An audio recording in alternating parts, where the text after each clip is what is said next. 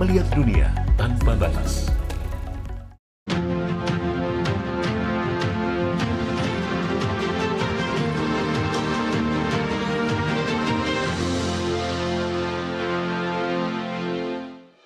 Anda kembali menyaksikan Doncast, pemirsa. Kita akan lanjutkan lagi hubungan mantan presiden dan juga nanti ya masih 24 hari lagi dan juga presiden terpilih. Kalau tadi sempat disebutkan di awal masih romantis, tapi tergantung ya bagaimana Jokowi ini akan bersikap gitu. Nah, tadi sudah disebutkan juga nih oleh Bang Don ya, ada beberapa isu-isu yang muncul gitu, ada Fufu Fafa dan lain sebagainya gitu yang kita lihat di permukaan gitu. Apakah isi hati dari pemimpin negara kita juga akan tersinggung gitu? Misalnya Pak Prabowo melihat ada cibiran ke anaknya, ke mantan istrinya, hal-hal yang personil gitu Bang. Iya, begini. Kalau saya mencoba untuk mengumpulkan data, paling tidak melihat dari pidato-pidato, Mas. Iya. Saya kutip beberapa bagian saja. Dan kesimpulan kita dari pidato itu adalah bahwa romantismenya bagus. Misalnya ketika Rapimnas Gerindra, Pak Jokowi itu ngomong, mungkin sampai saat ini masih banyak yang bertanya-tanya dan meragukan bagaimana mungkin saya dengan Pak Prabowo bisa memiliki hubungan yang seerat ini, yang sedekat ini, yang seharmonis ini. Dalam beberapa kesempatan, beberapa kali Pak Prabowo menyampaikan bahwa beliau merasa sangat cocok, merasa sangat sayang dengan saya. Ya itu juga yang saya rasakan. Ini pidato ya Mas, pidato. Lalu kemudian Pak Prabowo membalas pidatonya Pak Jokowi. Jadi saya hanya mengambil bagian. Jangan ragu-ragu Pak. Kalau Pak Jokowi dicubit, yang rasakan seluruh partai Gerindra. Kita adalah petarung, kita adalah pendekar, kita ingin baik, tapi jangan salah hitung. Gerindra akan bela kebenaran, keadilan, kejujuran. Terima kasih Pak. Kami di belakang Bapak. Jadi kalau lihat panggung, kelihatannya nggak ada hal yang sulit gitu. Tetapi kalau kita lihat Mas, akan ada cerita bagaimana hubungan dekat antara Pak Prabowo dan Pak Jokowi ini. Kalau itu saya dengar sendiri dari Pak Jokowi. Ketemu berdua ngomong, Pak Don, waktu mau mencalonkan, belum mencalonkan, tapi mungkin untuk mencalonkannya. Waktu itu Prabowo berpasangan dengan Gerindra, dengan Ganjar. Pak Don, Prabowo itu teman baik saya. Gitu. Tapi kalau kita lihat lebih jauh, tahun 2012 adalah Prabowo yang bawa Jokowi ke sini kan untuk masuk ke DKI. Jadi kalau lihat hubungan itu di depan panggung sama di belakang panggung untuk beberapa hal kita lihatnya sepertinya inline gitu. Tapi nggak tahu Mas Bambang. Tapi Bang Don, ngomong-ngomong soal Kongres, statement yang dilontarkan oleh pemimpin-pemimpin ini, saya juga mau baca nih Bang Don. Kongres PAN, Prabowo menyatakan ada sosok yang haus kekuasaan. Nah itu ngomongin siapa coba? Bagaimana penyampaian oleh Prabowo itu sepertinya kalau dilihat ya, saya bukan pakar psikolog, tapi genuine gitu. Bagaimana dia menyampaikannya itu terasa otentik gitu. Dan marah gitu ya. Marah gitu. Karena ada konteksnya. Buat-buat gitu. Nah, karena ada konteksnya. Satu lagi, Kongres Nasdem juga. Jokowi menyatakan saya ditinggal kawan gitu. Hanya Nasdem dan Surya Paloh ini yang masih setia. Tidak menyinggung Prabowo sama sekali. Nah, bagaimana kita melihat dua hal yang berbeda disajikan ke depan publik? Apakah kita bisa berspekulasi mungkin saja di luarnya manis, tapi di dalamnya pahit? Kalau bagi orang-orang yang tahu belakang layar masuk seperti Bang Don, bahwa dua orang ini harus bertemu di panggung menyatakan saling mendukung, itu kan menimbulkan pertanyaan. Pasti ini udah diatur, ini ada masalah, sehingga perlu ada upaya di panggung ada ucapan itu. Jadi justru kita bisa lihat terbalik. Kalau nggak ada masalah kan nggak perlu ada panggung gitu. Ya, sering panggung dalam politik kan digunakan untuk menyelesaikan masalah-masalah gitu ya, membuat narasi.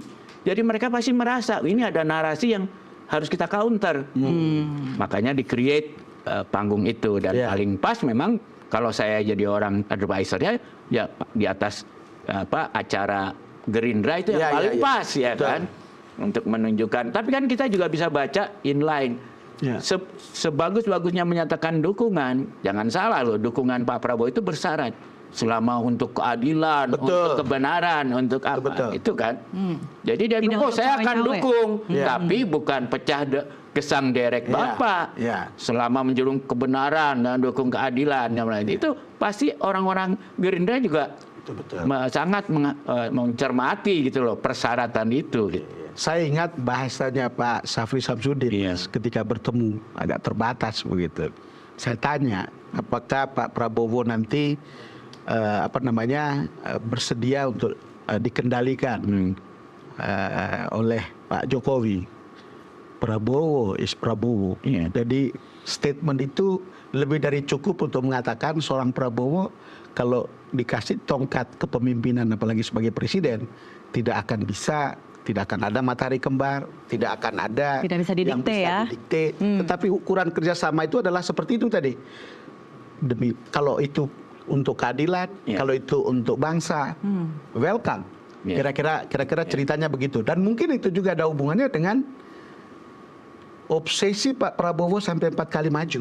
Iya. 4 kali maju menjadi calon wakil presiden, Ya. kemudian jadi capres, dan 3 kali kalah diantaranya, tetapi terus berjuang, means orang mungkin akan mengatakan itu ambisius.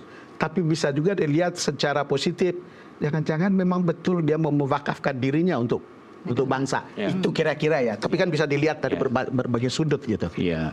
Ya memang Prabowo tentu sudah sangat berubah dibandingin Betul. zaman dulu ya. Kita semua dari luar aja sudah melihat ya itu ya. Iya. Tapi kan kita lihat memang sejarahnya kalau dilihat sebagai manusia nih Pak Prabowo ini sebenarnya emang mungkin kalau pernah nonton film Top Gun itu Maverick gitu ya. Orang yang sebetulnya lebih out of the box Iya. pikirannya kan. Sehingga kadang-kadang menyusahkan komandannya juga. Ya kan sejarah bahwa bahkan out of the box ya. bahkan kita pernah baca kan riwayat di mana Pak Prabowo pernah bahkan mengumpulkan teman-temannya mau menangkap Pak Benny Murdani kan. Iya. Dan kemudian dihalangi oleh Pak Luhut, ya kemudian dibawa ke Pak Yusuf, ya.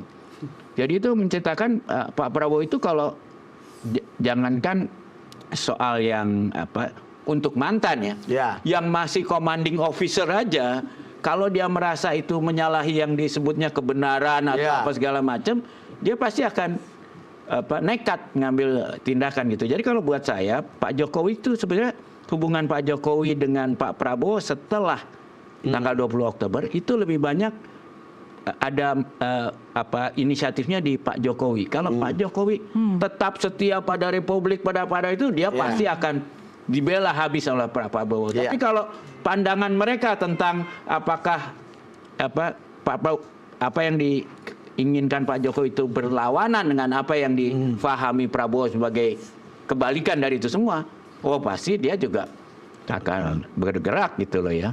Nah, jadi itu sebenarnya tergantung Pak Jokowi lah. Kalau Pak Jokowi pandai-pandai menempatkan diri, dia pasti akan didukung terus oleh Prabowo. Tapi Mas, saat ini kan kita tahu mantan presiden ini punya kendaraan politik, punya partainya. Yang nggak punya hanya Jokowi. Iya. Sementara ia ingin memberikan pekerjaan kepada anak-anaknya. Tidak ada partai, tapi kan akan ada partai Gibran.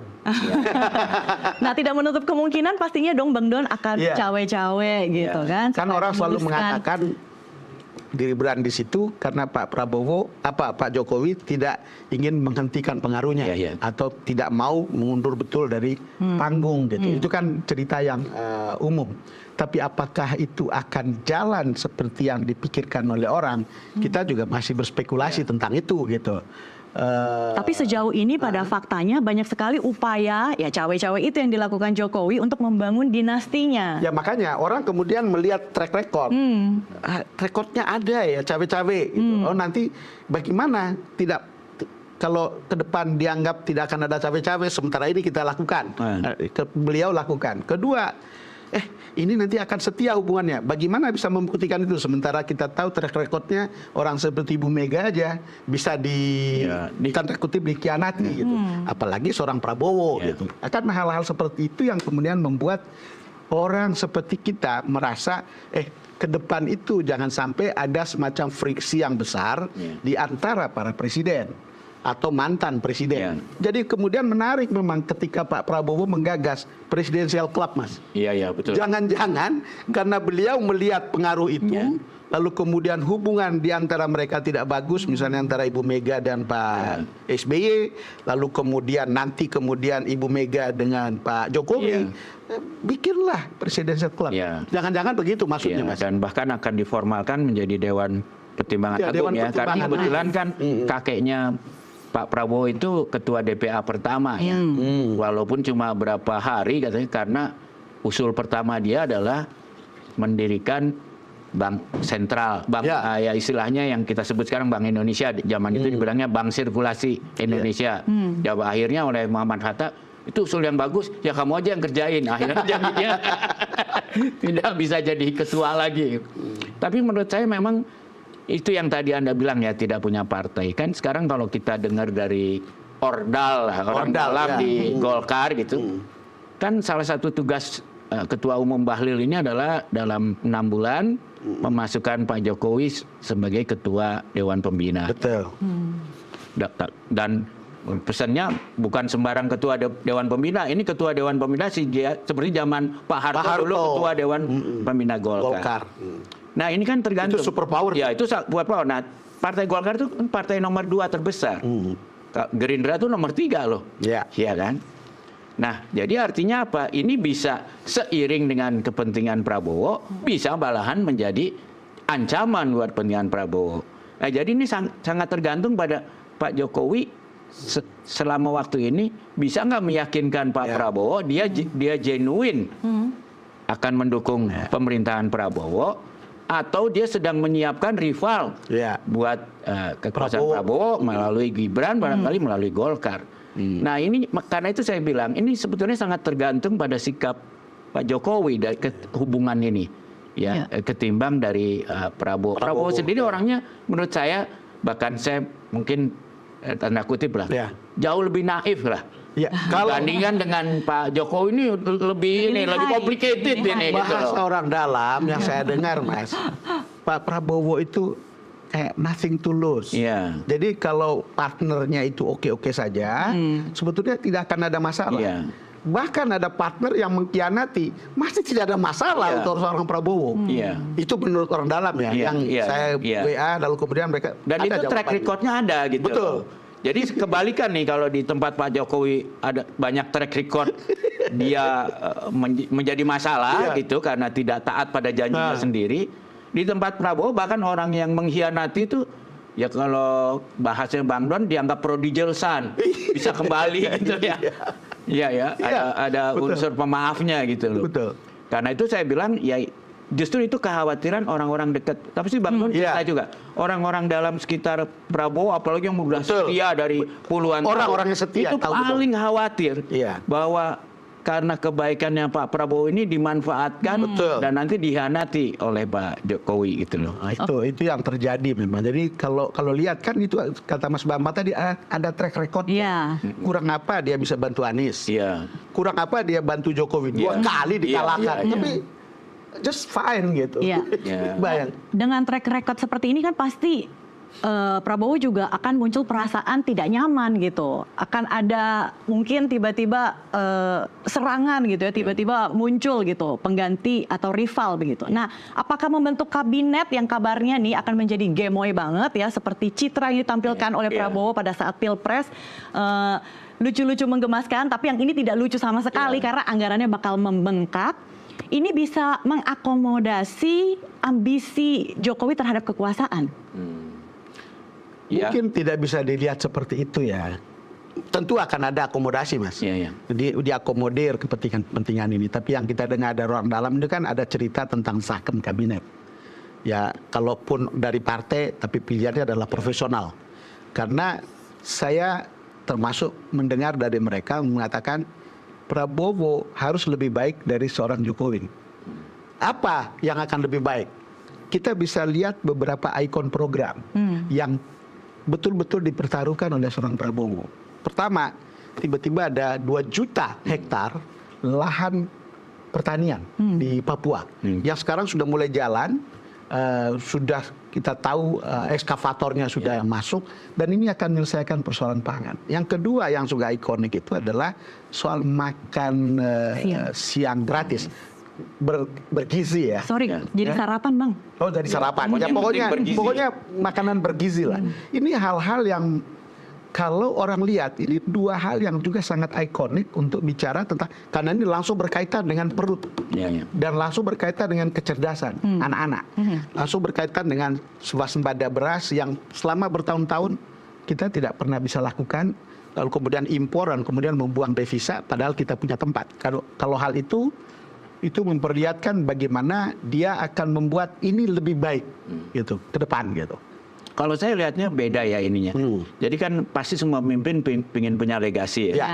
Kalau saya lihat Pak Jokowi itu legasinya tuh berbentuk fisik. Ya.